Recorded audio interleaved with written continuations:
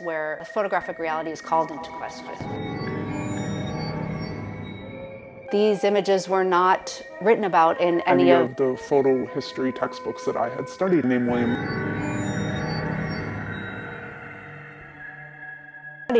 Mumler, who started photographing in Boston.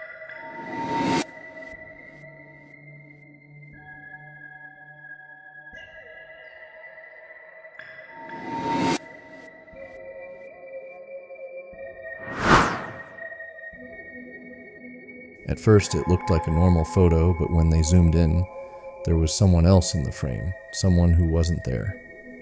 And what's more terrifying, every person who's captured one of these images says the same thing afterward. I wish I never took that photo. At first, it looked like a normal picture, until they noticed someone was standing in the frame, someone who wasn't there.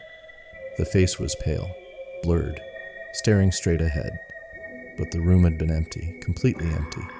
What started as a mistake became a way to see the dead again. The man behind it, William Mumler, a quiet photographer with a terrifying gift. One day, he developed a picture of himself and saw someone long dead standing beside him. It was his cousin. She had died years ago. He didn't know how, but the camera had captured her. Word spread. People came from everywhere. With hope and heartache, they weren't looking for tricks. They just wanted to say goodbye. Some spirits looked peaceful. Others looked like they never moved on. And sometimes, they didn't even recognize the ghost. The most famous photo, a grieving widow, and a president who had died. It shook the country.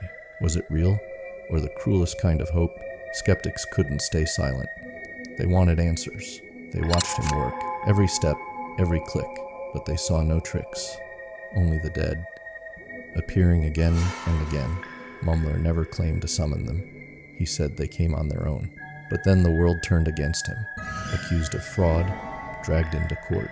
Even P.T. Barnum called him a liar, a showman challenging a haunted man, but no one could prove he faked them, so they let him go, but his career never recovered.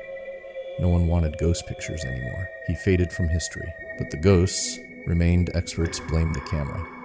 They said it was just a trick of light. But those who saw their loved ones didn't care how it worked. Even just a glimpse was enough for them to believe. Years later, X-rays were invented, and the images looked strangely familiar. Maybe it was all illusion, or maybe the camera sees what we can't. Many of Mumler's photos still exist, and some still send chills down your spine. The people in those pictures, they were never the same afterward, and the photographers who captured them, they all say the same thing. I wish I never took that photo.